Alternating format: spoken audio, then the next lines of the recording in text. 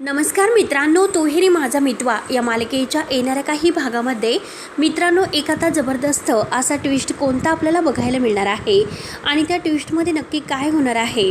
कारण आता सात्विक फॅशनवर आलेले संकट आणि इकडे वल्लरीच्या नावाचा आता जो काही ह्या राजशिर्केंच्या घरामध्ये फुटलेला बॉम्ब.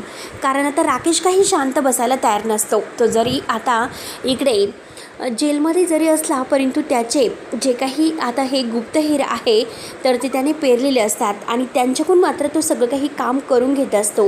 म्हणजे आत्तापर्यंत त्याने आता ह्या सात्विक फॅशनला बर्बाद करण्यासाठी जे काही आपली माणसं नेमणूक केलेली आहे तर त्यांच्याद्वारे मात्र तो हे सगळं काही करत असतो. आणि त्यानंतर इकडे आता उदयकांतला गायब करून त्याने वल्लरीला चांगलाच घाम फोडलेला असतो.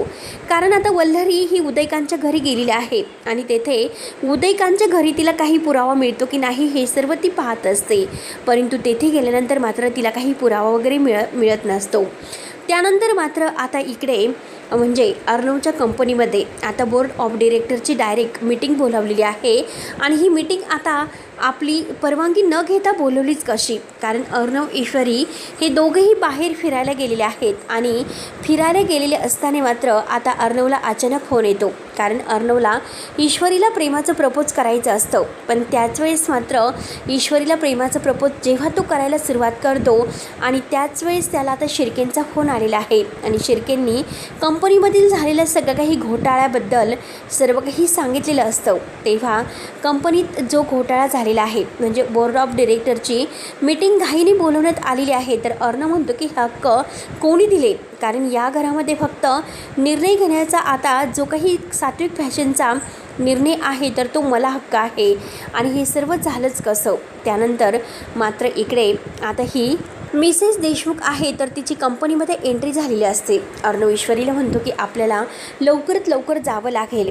कारण ह्या राकेशने जे काही त्याचे काळे हे धंदे करून ठेवलेले आहे त्याचे परिणाम आपल्याला आत्ता भोगावे लागतात. परंतु ईश्वरी म्हणते की अर्णव सर तुम्ही टेन्शन घेऊ नका, या सगळ्यातून मी तुम्हाला नक्की बाहेर काढेल. आणि त्याच वेळेस मात्र आता अर्णव आणि ईश्वरी दोघेही कंपनीत गेलेले आहे आणि आता हे दोघं बाहेर फिरायला गेलेले असतात. परंतु नम्रताला मात्र आता वल्लरी काही बाहेर फिरायला जाऊन देत नाही आणि आता तिला बाहेर फिरायला जाऊन देत नाही म्हणून तिला खूप राग येतो. कारण नम्रता तिचे कान भरते की अगं ते बघ ईश्वरी आणि अर्णव दोघंही तुझ्या अगोदर फिरायला गेलेत आणि तुला तर आता आकाशसोबत जेवायला जायचं होतं. मग घरातील काम कोण करणार हे ईश्वरीला कळायला नको का. तेव्हा नम्रताला तर खूपच राग येतो. नम्रता म्हणते की ईश्वरी काय मस्त का करतेस. वल्लरी मात्र आता नम्रताचे कान भरण्याचा खूप प्रयत्न करत असते आणि कान भरून मात्र ती आता सगळं काही सांगत असते. आणि सगळं काही सांगितल्यानंतर आता शेवटी नम्रताला फारच राग येतो. नम्रता म्हणते की नक्की ईश्वरीच चुकीची आहे. ती नक्कीच आता घरातील सगळं हक्क घेण्याचा प्रयत्न ती करत आहे. आपल्याला काही झालं तरी मात्र आता लक्ष ठेवावंच लागेल. त्यानंतर मात्र आता इकडे कंपनीमध्ये जो काही आता हा बोर्ड ऑफ डिरेक्टरची मीटिंग घाईने बोलवण्यात आलेली आहे. नक्की काय झालं असेल आणि म्हणून मात्र अर्णव ईश्वरी घाईने कंपनीत येतात. तर कंपनीमध्ये आता अर्णव जेव्हा सगळ्यांच्या समोर विचारतो की शिर्के काय झालं, हा बोर्ड ऑफ डिरेक्टरची मीटिंग घेण्याचा हक्क केवळ माझा आहे आणि आज मात्र ही कोणी बोलवलेली आहे. तेव्हा शिर्के आता जे नाव सांगणार तेवढ्यात मात्र आता ही जी मिसेस देशमुख आहे तर तिथे तिची एंट्री होते. आणि तिची एंट्री झाल्यानंतर आता हे सर्व मी बोलावलं आणि तुझी बहीण अंजलीचा नवरा राकेश याने कंपनीचे निम्मे शेअर्स आहे तर ते मला विकलेले आहे आणि ते जे विकलेले शेअर्स आहे तर त्यामुळे कंपनीत हक्क मला असेल. अर्णवला हे ऐकून खूप मोठा धक्का बसतो. अर्णव म्हणतो की आता किती काही झालं तरी शेवटी आता ही कंपनी मात्र राकेशने बर्बाद केलेली आहे. अर्णवला खूप टेन्शन येतं.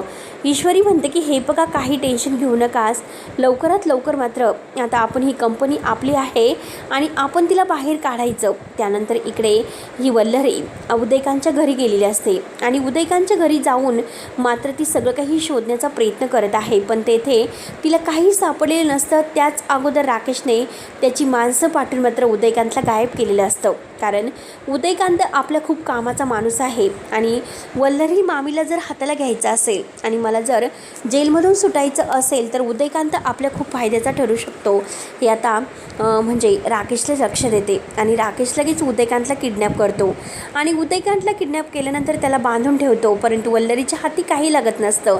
एकतर सगळे पुरावे उदयकांतकडे आहेत म्हणून वल्लरीला फार टेन्शन येते आणि त्यात म्हणजे आता ही ईश्वरी हिचं नक्की काय सुरू असेल तेच काही तिला माहिती नसतं. आणि त्यात म्हणजे आज ईश्वरीने तर धमकावलेलं असतं की काही झालं तरी लवकरात लवकर उदयकांत आपल्याला सापडेल आणि ती बाईसुद्धा आणि तिच्या हातामध्ये लवकरात लवकर बेड्या असतील हे ईश्वरीने सगळ्यांना सांगितलेलं आहे. आणि जर तसे झाले तर मात्र अवघड होईल. म्हणून आता वल्लरीला खूप टेन्शन आलेलं असतं की काय करावं काही सुचत नसतं. जेणेकरून आता या नम्रताचे कान भरून तिला ईश्वरी विरुद्ध मला भडकून द्यावंच लागेल असे ती ठरवते. त्यानंतर आता जेव्हा ती घरी येते आणि घरी आल्यानंतर आता ही नम्रताला विचारते की काय गं तुझी ती बहीण कुठे गेली ती ईश्वरी आणि सगळं काही काम तुला करावं लागतं. आज तुला बाहेर फिरायला जायचं होतं मग तू का गेली नाहीस.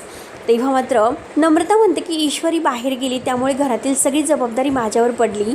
तर लगेच वल्लरी तिला म्हणते की ती कंपनीची मालकीण होईल आणि कंपनीची मालकीण झाल्यानंतर तू फक्त घरातील मोलकरीण बनून राहा. म्हणून ती आता नम्रताचे कान भरण्याचा प्रयत्न करत असते. आणि त्याच वेळेस आता ईश्वरीला मात्र आता इकडे टेन्शन आलेलं असतं की काय करावं या सगळ्यातून अर्णव सरांना बाहेर कसं काढायचं. आणि हे फक्त आणि फक्त मला रमाकांत बाबा सांगू शकतात. कंपनीचे शेअर्स मात्र दुसरे कुणाच्या नावावर गेलेले आहेत आणि ते शेअर्स मात्र आता आपले कसे बनवायचेत आणि कंपनी आपली सगळी काही आता हक्काची कंपनी आहे आणि ती कंपनी अशी तशी आपण कुणाला लुबाडून देणार नाही. यामध्ये आता पॉईंट फक्त मला बाबा सांगू शकतात. म्हणून ती रमाकांतची मदत घेण्याचं ठरवते. परंतु ईश्वरीने अशी काहीतरी चाल खेळलेली असते की राकेशने जरीही शेअर्स आता तिकडे नावावर केले असतील परंतु राकेशचे सगळे काही अकाउंट तिने ब्लॉक केलेले असतात आणि राकेशचे अकाउंट ब्लॉक करून आता राकेशला कोणत्याही कंपनीमध्ये अधिकार ठेवलेला नसतो. त्यामुळे राकेशच्या नावाचे कितीही शेअर विकले गेले तरीसुद्धा आता ही मिसेस देशमुख काहीच करू शकणार नाही. आता रमाकांतने तिला एक प्लॅन सांगितलेला असतो आणि तो प्लॅन घेऊन मात्र ती आपलं सात्विक फॅशनवर आलेलं हे संकट आहे तर ते दूर करते. शेवटी अर्णव तिच्यावर खूपच खुश होतो. अर्णव इतका इम्प्रेस झालेला असतो कारण ईश्वरीने सगळी काही परिस्थिती व्यवस्थित रमाकांतच्या मदतीने हँडल केलेली असते. म्हणून तो बाबांची सुद्धा आता माफी मागतो, त्यांचेसुद्धा आभार मानतो. बाबावर खूपच खुश असतो आणि ईश्वरीवर खूपच खुश असतो. आता जेव्हा तो रूममध्ये जातो तेव्हा ईश्वरीला म्हणतो की लवकरात लवकर तू रूममध्ये ये, मला तुला एक सरप्राईज द्यायचं आहे आणि तुला काहीतरी खास सांगायचं आहे. ईश्वरी म्हणते की आता मला कसलं सरप्राईज, माझ्यावर तर कायम रागराग करत असतात. तेव्हा अर्णव ईश्वरीला जवळ घेतो आणि ईश्वरीला म्हणतो की हे बघ ईश्वरी, आज मात्र तू इतक्या मोठ्या संकटातून मला वाचवलंस, आपल्या कंपनीला वाचवलंस, त्यामुळे तू मला जे काही मागशील ते मी तुला द्यायला तयार आहे. आणि हे बघ मिस इंदोर, आज मात्र मी तुला एक असं प्रेमाचं प्रपोज करत आहे कारण माझ्या मनामध्ये तुझ्याविषयी असणारं जे प्रेम आहे तर ते मी तुला कधीच सांगू शकत नाही, परंतु माझं खरंच तुझ्यावर प्रेम आहे. तेव्हा ईश्वरी म्हणते की अर्णव सर, हेच ऐकण्यासाठी माझे कान किती आतुर झालेले होते. तेव्हा तुम्ही मला ही गोष्ट बोलताना असं झालं होतं आणि म्हणून अर्णव आणि ईश्वरी एकमेकांच्या मिठीत येतात आणि शेवटी दोघांचंही आता एकमेकांबद्दल असणारा जो काही गैरसमज आहे तर दूर झालेला असतो. ईश्वरीने सुद्धा अर्णवला प्रपोज केलेलं असतं आणि परंतु आता त्याच वेळेस आता नम्रता जेव्हा ईश्वरीला हे सर्व बोलायला येते आणि ईश्वरीला जेव्हा ती बोलायला येते तर त्याच वेळेस मात्र आता नम्रताचे जे कान मात्र कोणी भरण्याचा प्रयत्न केलेला आहे ईश्वरीला माहिती असतं. हे सगळं वल्लरीचं काम असतं आणि वल्लरीनेच हे सगळं केलेलं आहे.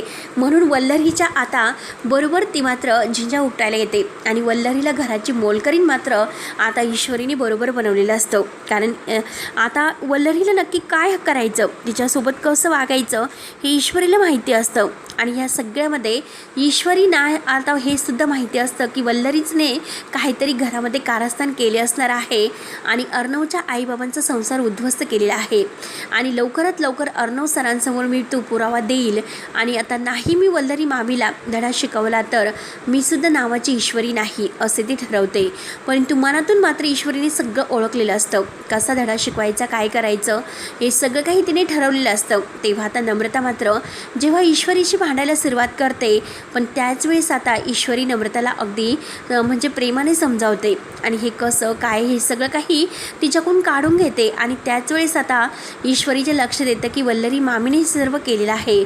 म्हणून ती आता नम्रताला म्हणते की हे बघ, मी तुला एक गोष्ट सांगते, आजपर्यंत सगळं काही आता आपल्यामध्ये व्यवस्थित केलं, पण यापुढे जर कोणी आपल्यामध्ये भांडण लावण्याचा प्रयत्न करत असेल तर त्याला सोडायचं नाही.